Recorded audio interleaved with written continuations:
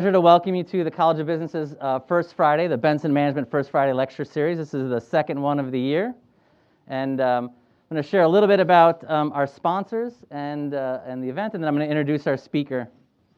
So first of all, Benson Management. Many of you know Benson Management. It's a family-owned business with over 40 years of experience owning, operating, and managing a variety of rental real estate housing for students, along with residential and commercial properties in the La Crosse area. They specialize in student housing near the campus of UWL, Viterbo, and Western Tech.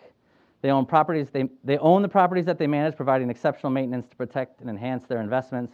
They combine their experience, personal service, and the latest technology to streamline the rental process. You can search through all of their vacancies or search specific categories to find the space that's right for you. We really appreciate their support of this event. So I also want to mention that after this event, we are having a networking event over in Whittick on the second floor.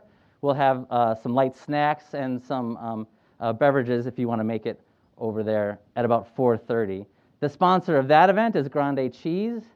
And I want to first mention, so I don't forget to mention this, they emailed today and they said they're sorry that they couldn't be here, but they do have a job opening for a business analyst. So if you're interested, it starts soon. I'll actually, because you all swiped in, I have your email addresses, and so I will shoot you an email this weekend with a link to that job opportunity if you're in need of a job starting soon. So Grande Cheese Company, they're located in southeastern Wisconsin. They serve as a premier manufacturer of fine Italian cheeses. Since the company began in 1941, it's been committed to continuous improvement, innovation, and reciprocal partnerships. In turn, Grande Cheese purchases the finest Italian cheeses money can buy, proudly supporting independent operators of pizzerias and fine Italian restaurants across the country. Grande is deeply committed to their 4 pillars of social responsibility: business sustainability, environment, associates, and community. As identified in the company's culture statement, through these commitments and others, Grande continues its journey and ultimate quest to fulfill a purpose greater than themselves.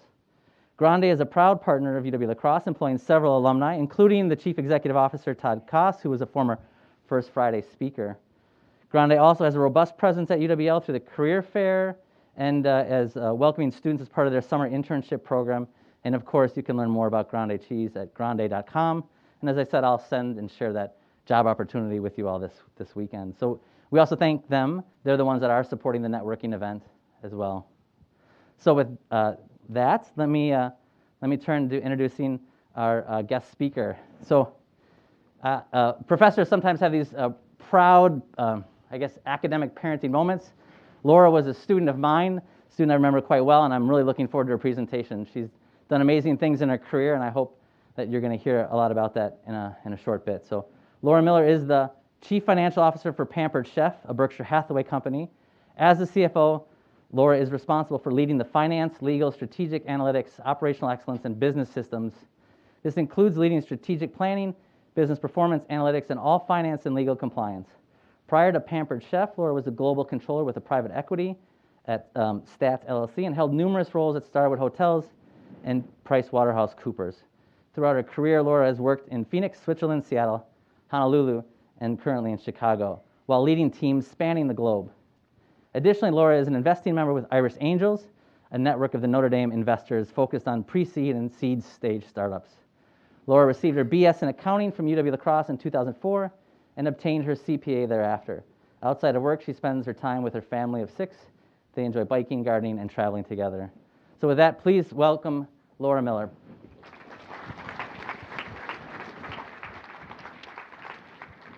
Thanks, TJ. Hi, everyone. Happy to see so many faces. It's a crowded room. Thank you for those that are standing in the back. I'm excited to be here today to talk to you a little bit about my experience since I sat in your seat. I put 2005, but you just said 2004, so I'm not sure which year it happened, but January, I think I exited UWL, and about 15 years later, I took the role of Chief Financial Officer at Pampered Chef, as you just heard. I'm going to talk today about the journey that I took from your seat, and like I put up here, if you took tax twice, you are definitely sitting in the seat that I sat in, because that was my hardest class. my mic off? No, my accounting, you can hear me? Okay. I was an accounting major and part of the student body senate and really enjoyed my experience here. So I'll talk a little bit about that journey and more so what it feels like to sit at each of those roles and what that experience may be and what I wish I knew then, what I know now. And so maybe my journey can help you as you continue to journey through your career and post-college. So you'll see a picture here. This is my family. I have 4 children. I'm going to touch on it a little bit through my presentation, specifically because I had 2 children that I'm what would you say, a birth mom to. So I took 2 maternity leaves throughout my career, let's say. And that experience is a unique one as you travel through your journey and your career. And hopefully I can shed some light on that experience. My little guy there is 2. He was supposed to join us today. Unfortunately, isn't here today, but we're excited anyway to present. So what I wish I had known. Let's take a look. So when you think about your career path, there's 2 different possible trajectories here. I'm going to talk a lot more about the right side of this ladder. Ladder is probably not a great term here, but we're going to talk about that journey. And the ladder on the right you see is the people management side. It's the path that I took, and it's one I'm quite a bit more experienced on, and I want to make sure I can touch on each of those levels and how it felt for me. You see those companies on the right are the companies I've worked for. The left is the subject matter expert side. The subject matter experts are people that get deep into a topic, get ingrained into something, and don't lead people. And it's a really great career path, and it's something that can be rewarding, and you can do things like write books or become a professor or be an entrepreneur, all really good, but more of that subject matter expert path versus the leading people and growing teams and scaling yourself over time. So for me, I took that people journey, and that's what we're going to talk about a little bit today. So after leaving UWL, I went to PricewaterhouseCoopers, which is a Big 4 accounting firm, and I started with them in their Phoenix office. Their Phoenix office, their main clients, my clients were Honeywell and DuPont, and I did a lot of great work there. What I would say is good for that level is really thinking about how do you build this foundation? How do you create a floor, a baseline, and really get some great work ethics in that role? So the number one thing I would think about is who's my boss going to be? Who's going to mentor me? How am I going to learn in this role? What am I going to do to grow and build those skills that I'm going to use throughout my entire career? So for example, task management, time management, how do I think about writing an email? How do I be professional? You want people that are going to give you that feedback, people that are going to help you get better and stronger and build a really critical foundation to your entire career. And I even would suggest hanging out at that level is okay.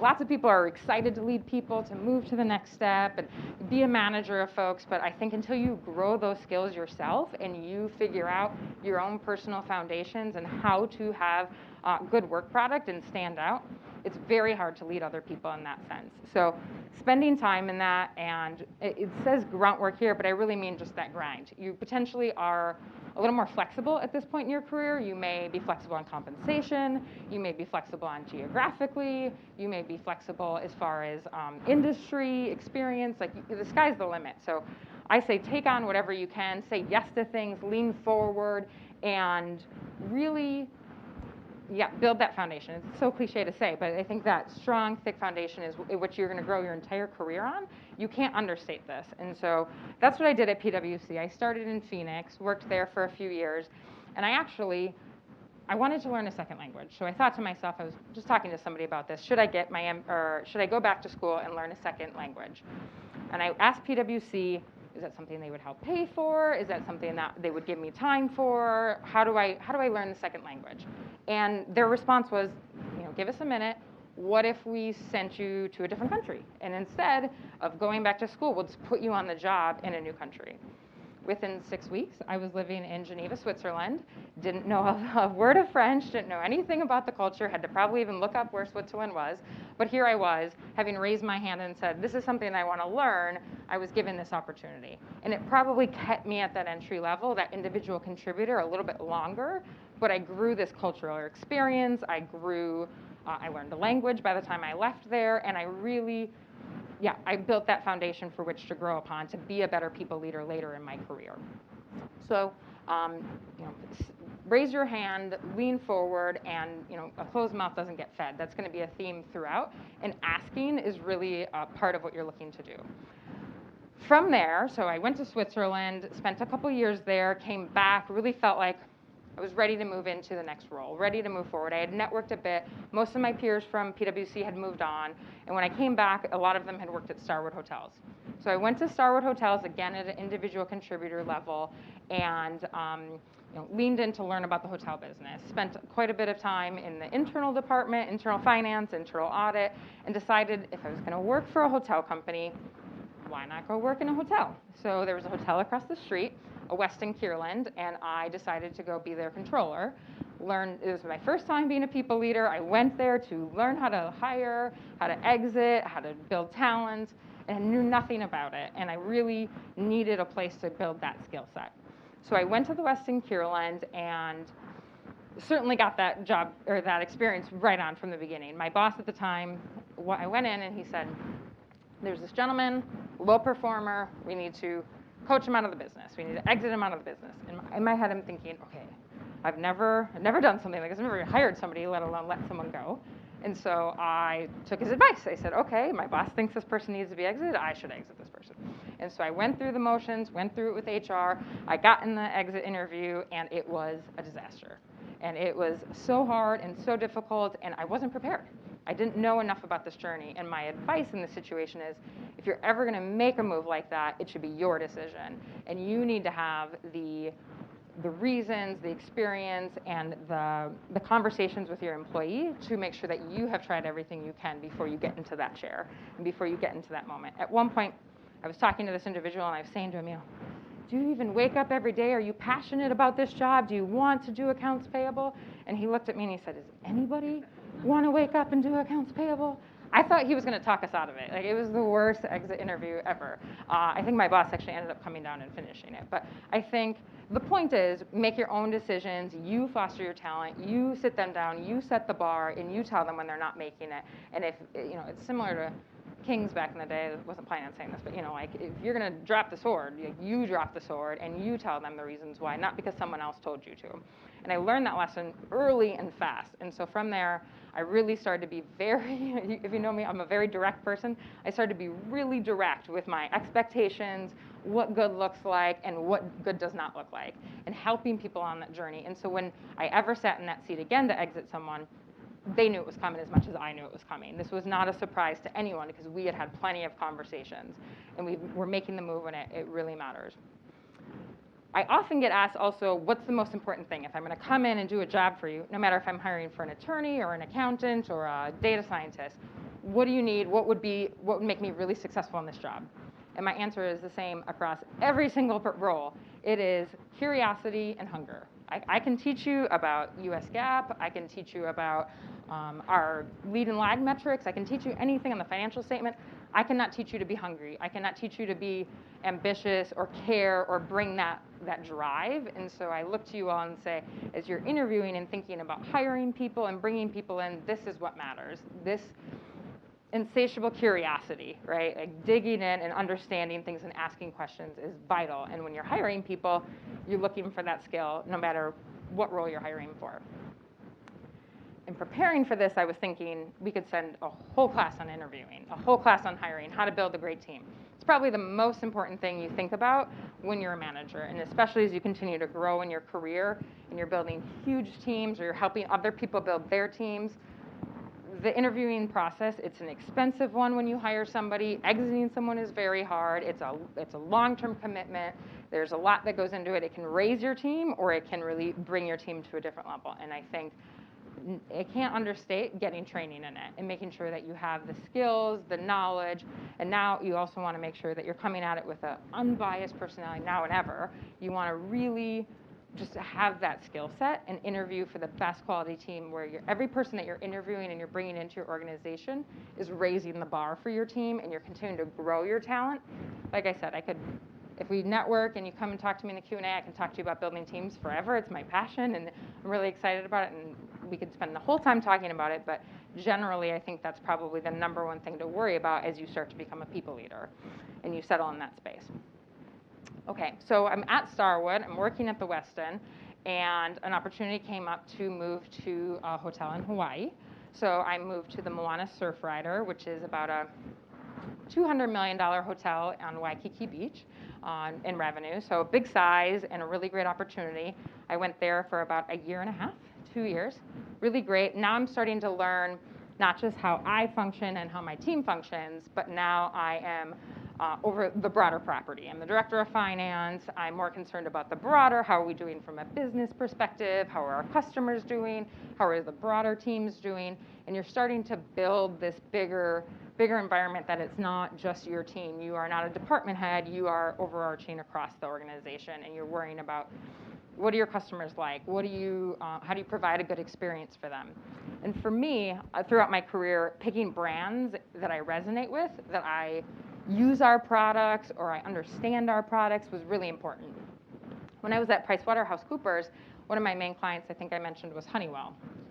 Reading a lot of defense contracts, looking at aerospace components in South Bend, Indiana, and a lot of things that not only was I learning about accounting on the job, I'm also trying to learn what do they even do. And that skill set of learning the business and the career was really hard. And so for me, I started to pick, you'll see throughout, I'll explain stats if you don't know what that is, but I started to pick industries where I could resonate with our customer. I could be passionate about our brand. I love what I do. I wake up every day and I understand what drives our business and how to bring it forward. And I think that passion and loving what you do really matters. So thinking about what brand you're choosing at every step of the way is really important, and making sure that it's something that you yourself find pride in. So I worked in Hawaii for, like I said, about 2 years. While I was out there, I had a lady was coming out and was doing an internal audit of our hotel. And she found out she was going to accept a job with Google. And so she went to work at Google and had an opening and recommended that they hire me from this property in Hawaii. So I think the moral of the story is to really think about how you're putting your best foot forward. Here I am, I'm being audited by an internal auditor. Not a super fun experience, but if you treat them with kindness and you show them with transparency and authenticity, opportunities arise. And so I welcomed her into our hotel and ended up finding out she's leaving, and I ended up taking her job in Seattle. So I joined the Starwood office in Seattle as a lead of FP&A, which is financial planning and analysis.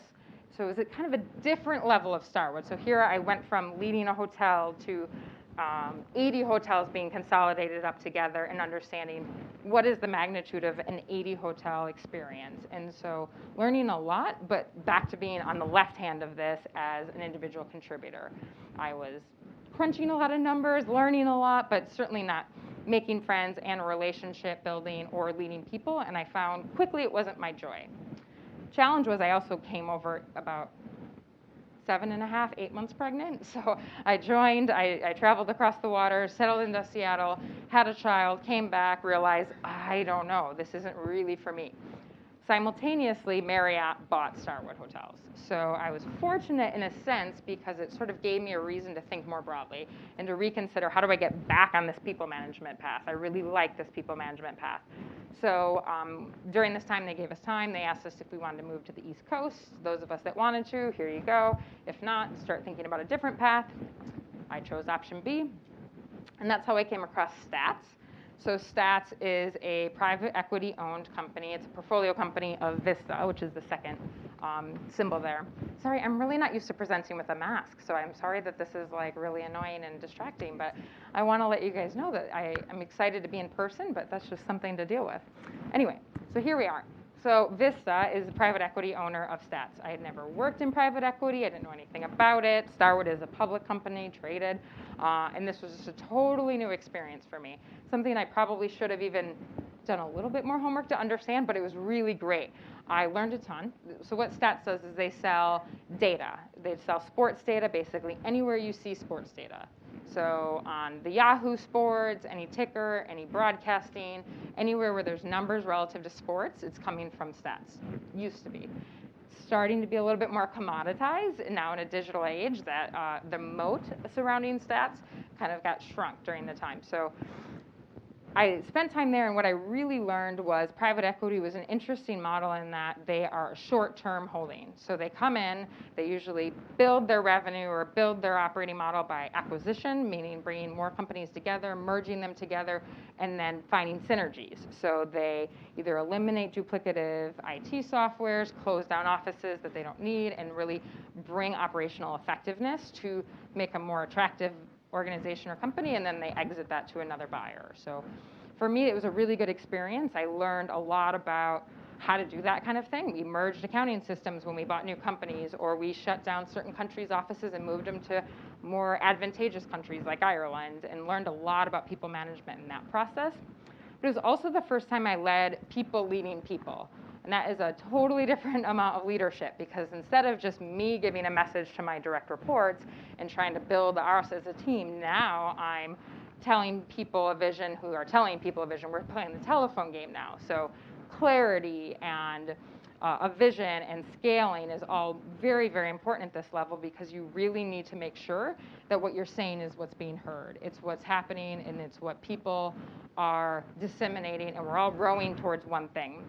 I'll talk a little bit about it later, but it's starting to really think about value creation at this level versus people management or individual contributing. Now you're thinking about enterprise value. How are you returning for your owners? What kind of value does your company bring to your customers? And really even more broadly, affecting lives of your employees and your customers and people's livelihoods. So for me, it was a really great experience in managing managers at that point. So from there, it was evident I probably wasn't going to become the CFO at Stats. Our CFO was really comfortable. I knew I wanted to become a CFO, but those are not also the kind of jobs that you find very easily publicly. These aren't going to be posted. Oftentimes they are roles that you either need to know someone, or the CEO is going to move someone into this role, but it's really not something that is posted on LinkedIn or something you're going to find on someone's job board. This is probably something that an industry that's ready to be disrupted, by the way, if you're an entrepreneur. I think there's probably a better way to do this versus just finding out through the grapevine that there's going to be a role or something. The recruiters hold a lot of power in this sense. But anyway, I did meet the director or the chief financial officer at Pampered, and I found out he was potentially and planning on leaving within 18 months to 2 years. So for me at this stage in my career, I had to think, am I willing to take a lateral role, move into a company I don't know? I was a little hesitant. I didn't know much about direct sales. I wasn't super sure if that would be an industry for me. I really liked the sports. I liked tourism. I liked the industries. I told you earlier, passion in my job really mattered to me. But I knew that I liked Pampered Chef's products, and so I felt comfortable. And I learned a lot more about direct sales, by the way, along the way before I took the job. And I decided to go for it and trust in him. While he said he was leaving, this was not contractual. This is not something that would be a guaranteed. I'd have to come in and still prove myself and hope that everything worked out. So I did the job for about 18 months and found out that they were indeed leaving. Our CEO and our CFO left together. They went and started their own company. And the CEO and I took over in March 2020. So really exciting time to step into that role. I was also 6 months pregnant at this point in my career, and obviously didn't know even what was about to be before me. And so I became a first-time CFO, overseeing the departments that we mentioned earlier, lots that I had never overseen before, about to head into a pandemic and a work-from-home environment where I was never going to work with my executive team in the building together and have a baby. So I took that, as you know, about 2 years ago and learned a ton. We scaled up, so Pampered Chef is very much inversely related to unemployment, is very much, so what Pampered Chef does is we sell kitchen tools, so it's garlic presses, stoneware, things that you use to prepare meals. And obviously in the summer of 2020, this is what everybody was doing. They were looking for gig work, they were shopping online, and they were cooking at home. So we were sort of right in the crux of the storm, or eye of the storm, as they say. And we capitalized on it and had a really, really great year while I was on maternity leave and while we were all remote trying to find our way, and had a new CEO. And it was really great. We learned a lot specifically about supply chain. So if you're in those classes, supply chain operations, how to scale up, cash management, also how do you diversify supply, all of that. It was just a lot to learn in the first year. And from there in the second year, what does stabilization in a second year of a pandemic look like? What is reasonable to assume? In 2020, we had our 41-year high And so what do you expect for the second year? After your 41-year high, you're setting all the records possible in our first years as an executive team. Is it okay for Berkshire Hathaway if I come in and say our next year is going to be a little less? It's my first time setting a plan and I'm going to make it down a little bit. Or do I just shoot for stabilization? Do I shoot for growth? All of that was so hard and so unknown. So I really tried to network and get to know other CFOs. What are you doing? What are you hearing? What are you telling Berkshire Hathaway? What are we doing as a team here? And I learned a lot. And we did come down a bit, and I think that was inevitable. That was a peak summer of 2020, and we're finding our new normal. And the biggest thing we've taken from it is just agility. How do you be agile in an unpredictable world that we are in still today? COVID's kind of over next week, it sounds like for you guys, but this is not really over. We know this. Things are going to keep evolving and changing. And even before COVID, it was tariffs, right? And that was the whole thing. So there's always these macroeconomical things that are impacting our businesses. So how do you be agile to react and capitalize all at once? And it's really challenging, and it's things that we're always working on and learning together, and you just have to be ready. And it's that same hunger that early in my career we talked about of just asking a lot of questions and being comfortable leaning forward and saying, I'll take that on, or I'll learn about it, and doing your best and trusting one another. So this is the overarching career story of where I've been and where I am today. I also found, as I became a CFO, I'm really confident in my controls, I'm confident in my accounting, I'm confident I'm a CPA, but I'm not confident on the valuation side. I wasn't confident on the finance side. I wasn't a double major, I'm an accounting major, which was fine for me. But I felt like the future of CFO is really that financial strategic partner, and it felt lacking. So I joined the Irish Angels, which is a venture capital group through Notre Dame. My partner in crime got his EMBA there, so we're qualified to join them up. And I've learned a ton. So what happens is entrepreneurs come in and they do pitches for seed and Series A rounds, so very early stage businesses, sometimes pre-revenue, very like prototypey. They kind of have a customer base. They've maybe done some trials, but for me as an established financial person, I'm really comfortable with years of data or years of information that I can analyze and understand and grow from. That is not this world. This is making quick decisions on very little information and trusting your gut. So I certainly wouldn't do it. It's kind of like playing the lottery, to be totally honest. It's not a great investing strategy as far as like you have to bet an entrepreneur basically. But what it is for me is it's a group like this that comes together, here's a pitch, and then for 10 minutes ask questions. And then the entrepreneur leaves, and then for 10 minutes we talk about it ourselves. And in those 20 minutes, I learn so much about an industry, right? So if somebody came in and was pitching something as a adjacency to hotels, I would ask a bunch of questions.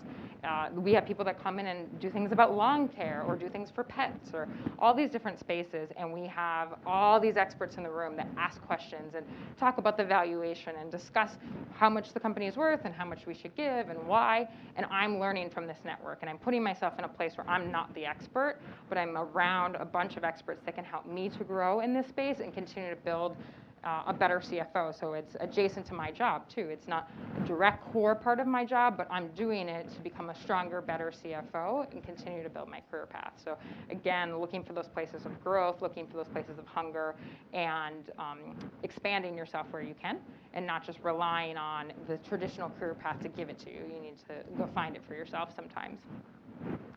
So that's a nutshell of my journey. It's a long-winded way of saying where I've been.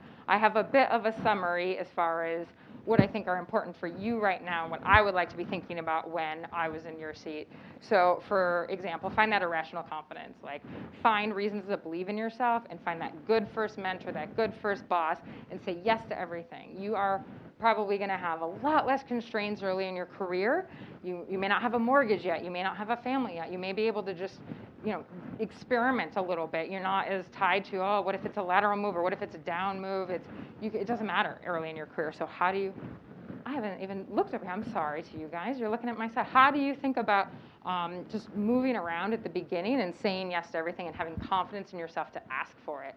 Because I also notice in this seat that people around you are asking. So if you are not asking, other people are. I can't believe how many people are asking at Pampered Chef are asking me for one-on-ones to hear about their performance. Not direct reports, not people on my team. Other people are coming in saying, hey, can I get a quarterly meeting with you to find out how I could do better? or what I can do. So people around you are confident in raising their hand. So you can ask for that stuff too.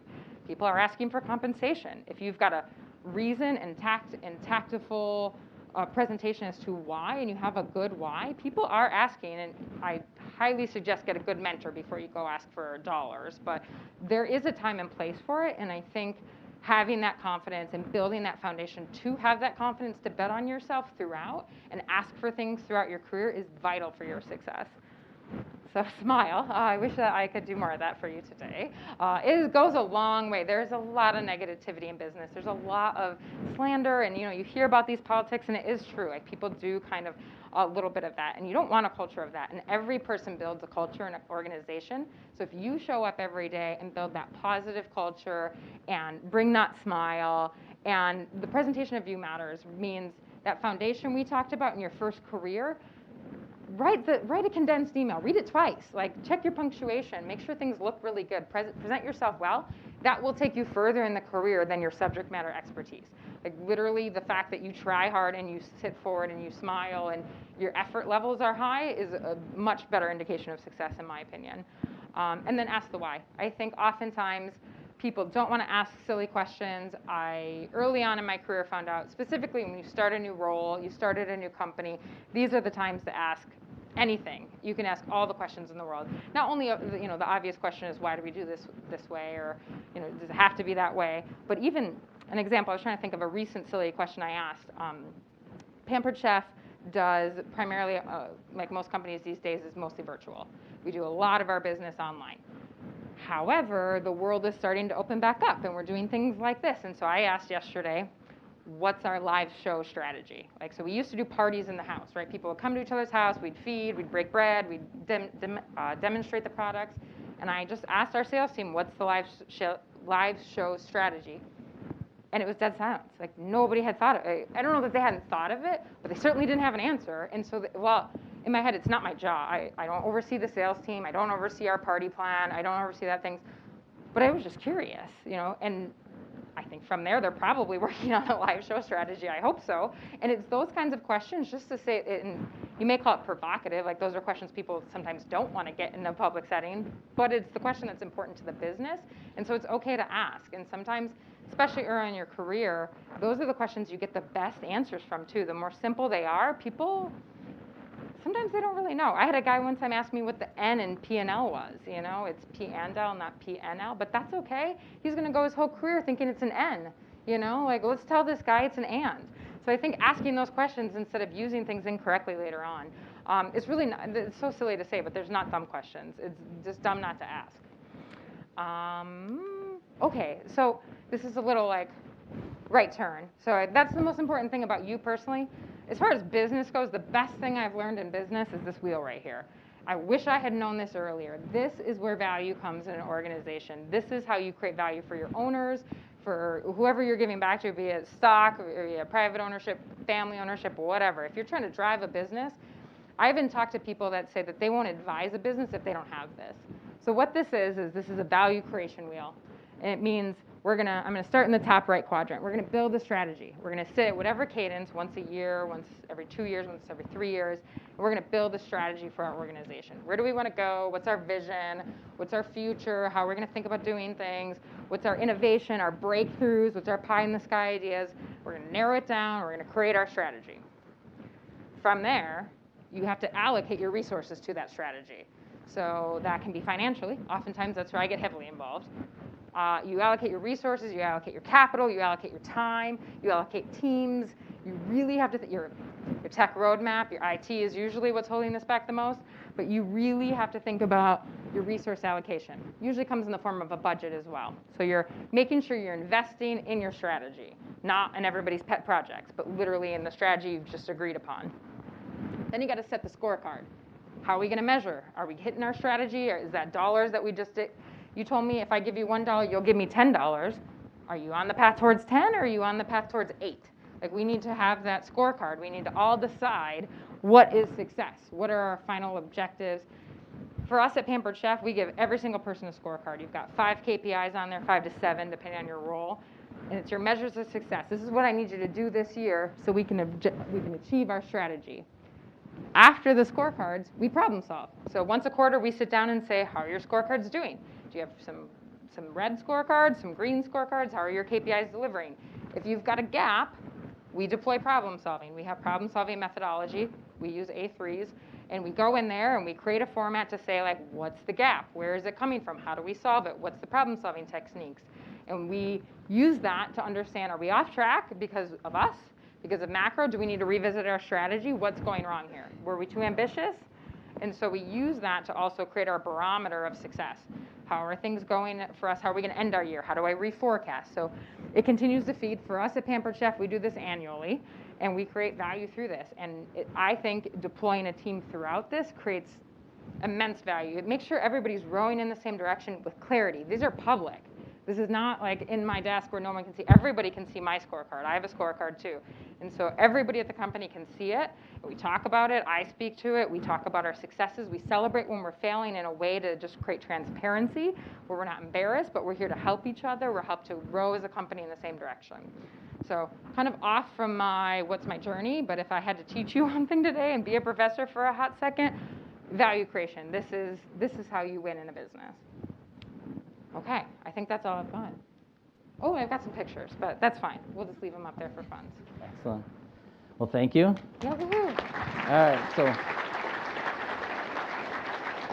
now we get to the part that I enjoy a lot, is the question and answer. So do we have any opening questions from other people? Otherwise, I've got a list of questions. Yeah, go ahead, Scott. Oh, gosh, I don't think you do. I really don't. I don't think there is such a thing. I don't think there's balance. I think that there's times where other things are like which one's the priority. I heard somebody once say, my favorite kid is the one that needs me the most. And it's the truth, right? You kind of go towards the fire. And I think the balance is honesty, transparency, and having a good team around you. And I think you're kind of always out of it. Maybe on a Tuesday afternoon you might find balance, but overarching, you're probably going to fall a little bit more towards your family sometimes. You're going to fall a little bit more towards your hobby sometimes, your career sometimes. And I think identifying who needs you the most, what do you need the most at the right times is the most important thing. If you know, though, let me know, because there's no balance. Other questions? I've got some. So, you know, Pampered Chef grew a lot in the pandemic. Ah. You had a baby. Yeah. Like, talk about your challenges. What are the challenges that were unique? How did you overcome them? And how did you sort of lead through them and share that experience? Yeah, I mean, taking the role at the start of the pandemic and then having a baby and wanting to honor my maternity leave was probably one of the hardest things, because I'm finally in the CFO role. I'm super excited. Our company is booming. How do I find balance? How do I honor this little baby I just brought into the world, who also, by the way, shouldn't go outside because there's a pandemic going on? It was really hard. It was a huge challenge. And luckily, I had a really strong team in place.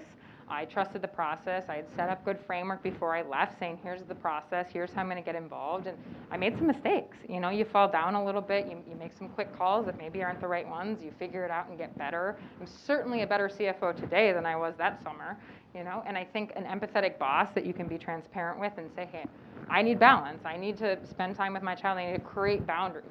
I didn't say this, but creating boundaries in your career is the number one thing you can do. Like, companies will work you.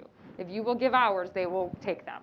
You have to set the boundaries. Your boss isn't going to set the boundaries. The GM, the CEO, they are not going to create your boundaries. You are the only person that can set your own boundaries. And by the way, it's really hard to push over somebody's boundaries explicitly. People imply it a lot, but to actually say, no, I need you to work Saturday for 6 hours, you have to kind of give it to them, right? It's really hard to ask that. It's very rare to have somebody actually ask you for something like that. So I think setting your boundaries and sticking to them is also overcoming the challenges is really important. So how do you do that? I mean, like, give us, so this is an outstanding talk. Okay. I think sometimes students, if I still understand students, they want really practical, like in the weeds examples of like how you did this in practice. Yeah, I would say, so one example is like choosing when you respond to emails, right? Like if you start firing off a bunch of emails at 8 at night, people will fire emails back at you at 8 at night. So setting those boundaries of, I just don't do that, or I actually leave at this time. If you start a new job and work until 8 p.m. every single day, people just know you as the guy or gal that works till 8 p.m. in the day. So you literally set your boundaries. Or for me, my youngest goes to bed at 6:15. I don't take work calls from 5 to 6. Somebody calls me, I don't answer. Unless it's an emergency and they call twice, maybe I'll answer, but like call me crazy for wanting 1 hour before my child goes to bed, right? And so I think it's practical examples of literally creating a boundary and saying, I don't do this. If you want to call me at 7, we can talk then, or I'm happy to talk early in the morning. And so I think having transparent conversations and knowing your boundaries is probably the first thing, and then actually communicating them. So how do you do that for your team? Does the company have these sort of cultural norms? Do you just build them for your team? Are they just personal, individual, like the team knows your work habits and you know theirs? Or it's a good question. It varies across all of my jobs. So tourism is really hard because there's literally no close. The door is never shut. A hotel is always open. There's no lock. There's someone always working. Stats also was global, and I had a team in India, a team in China.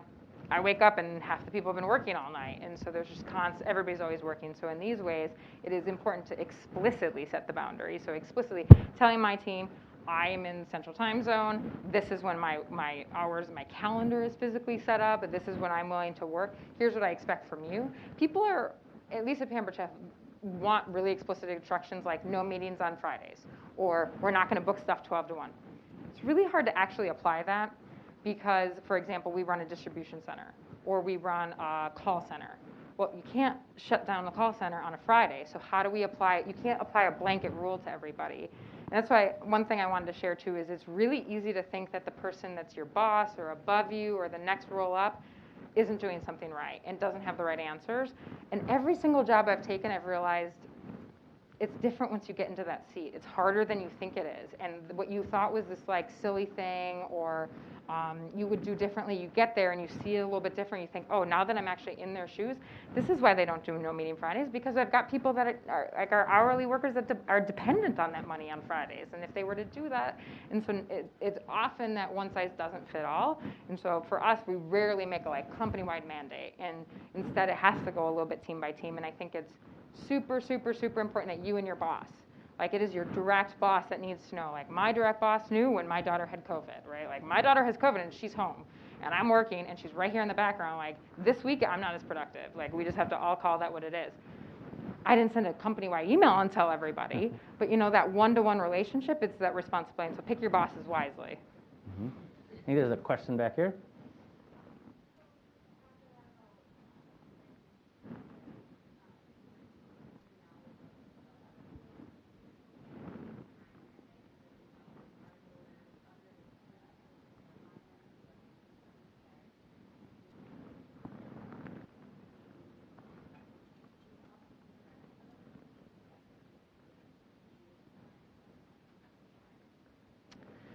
So the management department chair wants to know if there were other majors, possibly like management, that you wish you would have had.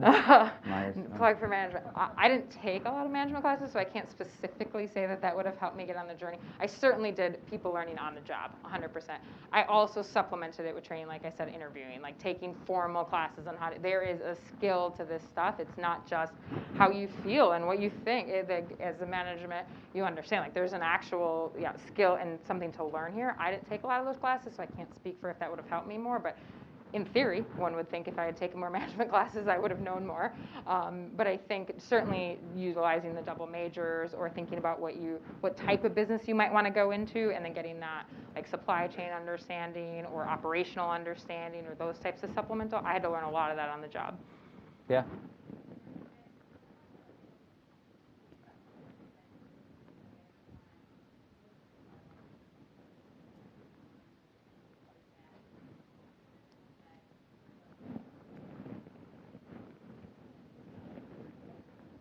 Both, I think. I think I personally wanted to. It felt, at the time I was thinking, well, if I learned a language every 10 years, then in 40 years, I could, know all these languages. I should just get to it.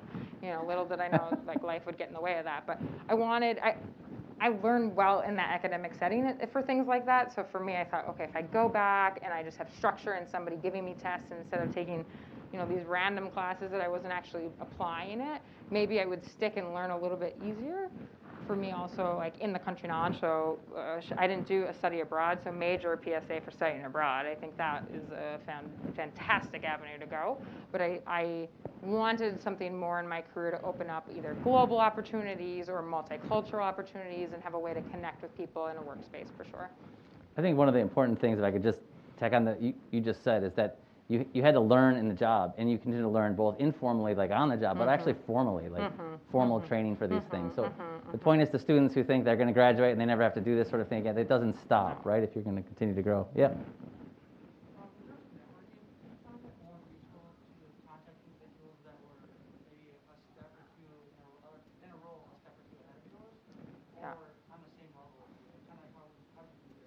Okay, I have a couple things I wanted to share that I didn't, so very good question. Number one, I saw a few of you poking around my LinkedIn. I am a resource for literally this entire room. If you have questions, come to me. You need a contact, you see I'm LinkedIn friends with somebody, like I want to be a resource for you. So first and foremost, you got your first network right here. Second, the reason why, there's a lot of reasons why the person a couple rows above you is a really, really good network opportunity. Of course, they've walked the walk and you can ask them questions, but I get more job opportunities for the job I'm in than the next job. So I get lots of opportunities for the role I currently hold, which is not what I want, right? And so and they always say, if it's not you, do you know somebody else? They want to know who else do you know. So you need that person to, I know a controller right now that I'm sending all these controller jobs to because I don't want to be a controller. I've already been a controller. And so that's a really key person in your career path. And like I said, the further along you get, the less these roles are posted. And almost every single job I took was because I knew somebody. And it's really, really, really hard to interview for culture. It's almost impossible. You don't know what it's going to be like before you get into a role. And the only way to really find out is know someone that works there or get a recommendation and know who you're about to work with. And so I think building that network and understanding to help you put feelers out as you think about taking a job is vital. But what was your second question? How did I get the network? Mm-hmm.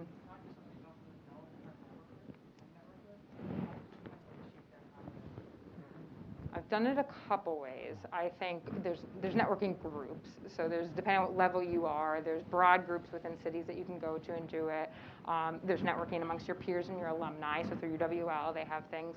What I did right now at Berkshire Hathaway, I got a list of every single CFO and actually learned. I first sent an email to like the first 10 and said, hey, if you have any tips or tricks, I'm a new CFO, I'd love to learn from you, whatever. Probably like 1 in 10 responded.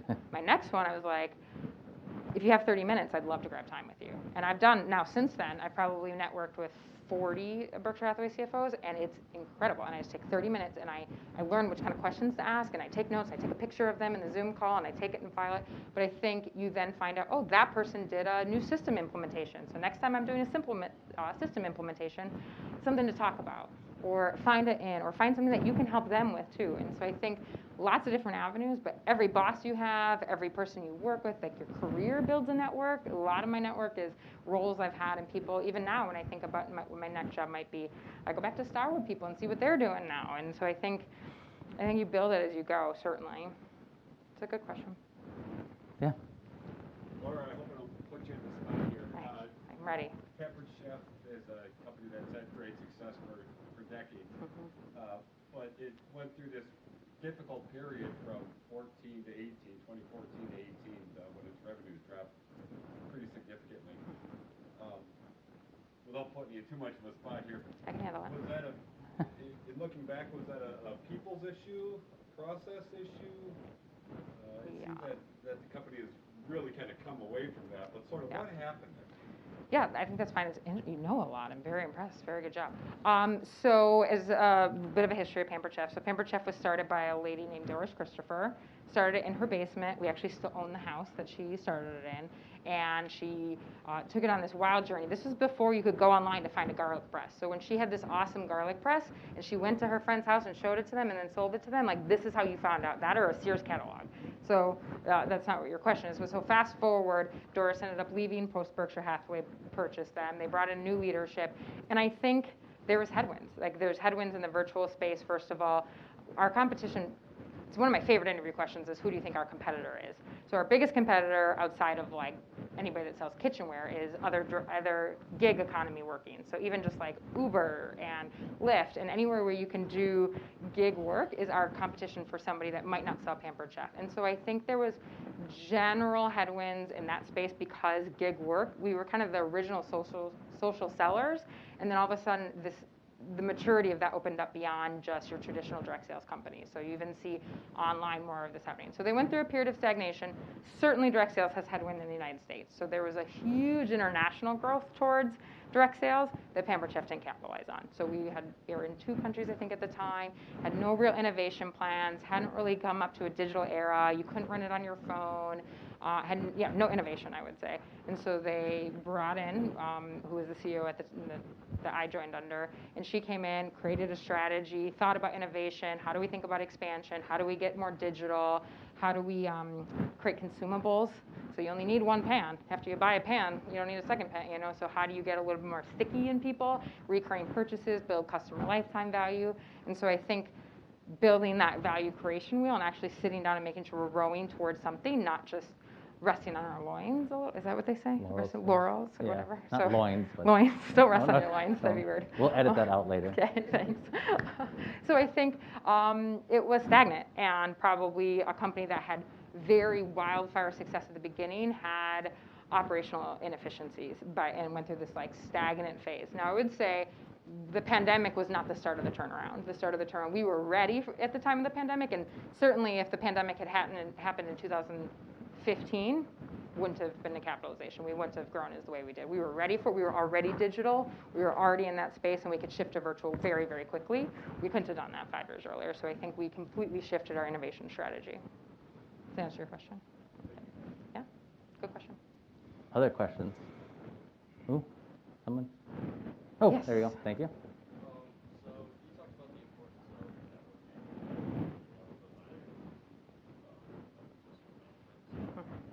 Are there any mistakes or missteps that you'd advise people to avoid in that networking and kind of lateral movement process? It's hard to say because, I mean, my generic answer is going to be like your mistakes sometimes are the best things you learn from. So it's hard to say, like, don't go make a mistake. I'm trying to think of things that you maybe wouldn't want to do. Being careful about who your boss is, what your company is, making sure you believe in the company and you understand how you make money and who you're making money for, right? I think all that really matters to me. My core values mattered a bunch. I didn't want to, create wealth for something I didn't believe in.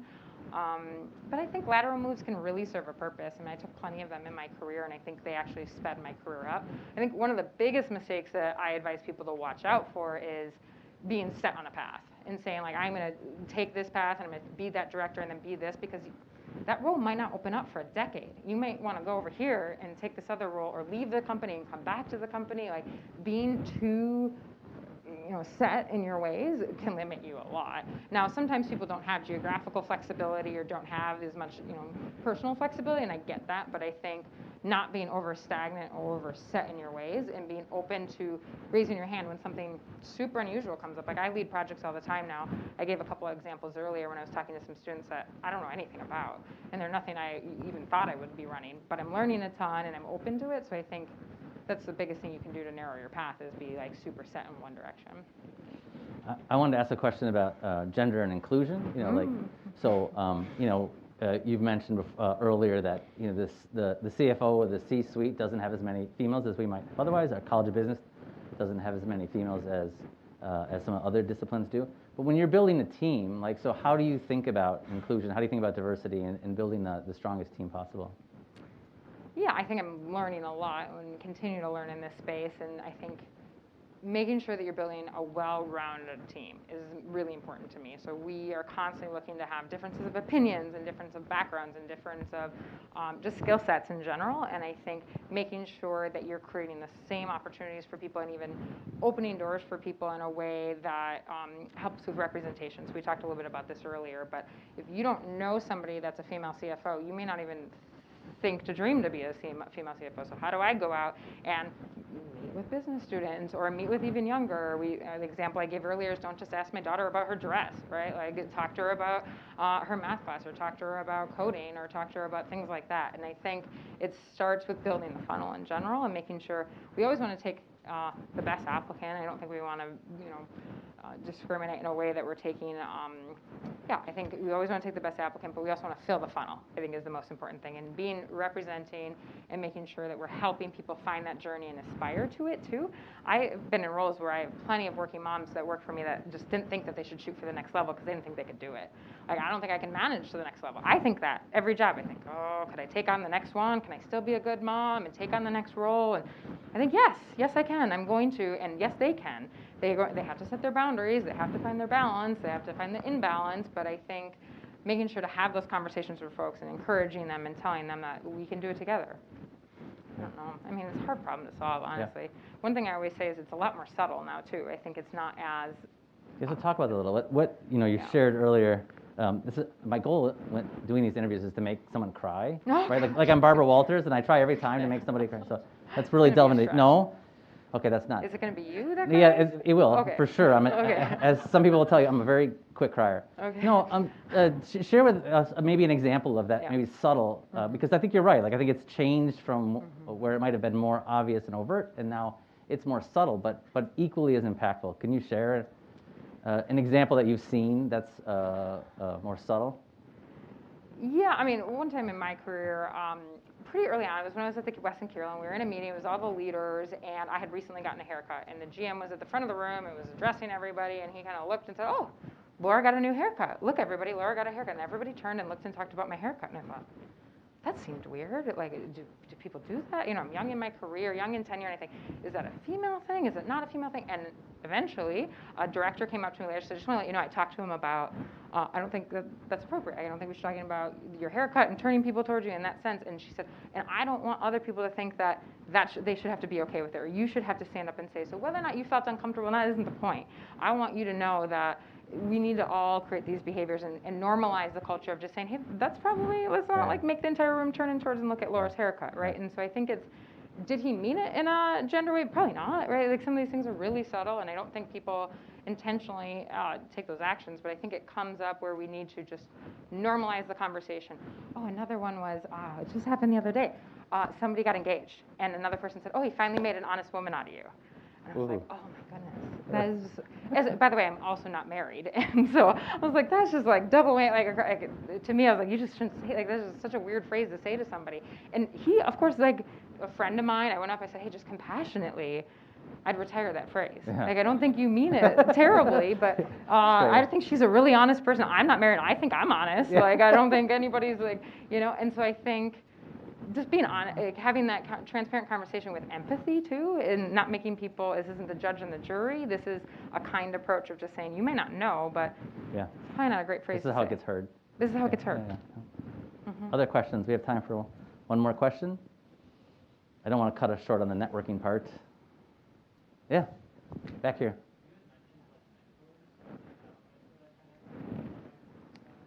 Not formally. I think a lot about this. Like, am I supposed to ask somebody, you know, will you be my mentor? Is this like a thing? I don't know. I never had somebody that, like, if they asked, they would say, I'm Laura Miller's mentor. Certainly not. I probably think I probably should have. It would have been helpful. I think now in my career, I'm a little bit more aware of it, asking for it. And I think about it in my seat, too, now. Can I explicitly ask somebody, would you like me to mentor you? Like, I think I'm helping people along or paving the way or breaking down barriers for them, but I'm not explicitly saying, hey, would you like to be my mentor? Okay, should we, you know, go have a drink and celebrate? I think it's a little more less formal than that. I hear people talk about their mentors, and I wonder that. Did they officially agree upon that, or did this just happen organically? I don't know. It's a really good question, but I personally have never, like, formally found a mentor, but I viewed many people as mentors. You mentioned earlier today that, like, you find lots of people asking things of you, and you find that some people don't ask.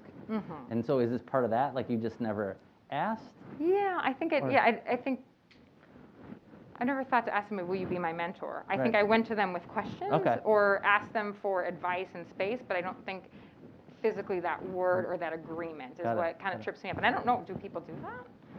I think they do. I think they know. When people give advice, that they should be intentional about that. Mm-hmm. Find somebody that can provide you guidance and knows it. That's right. Mm-hmm. There's an expected relationship. It's not just.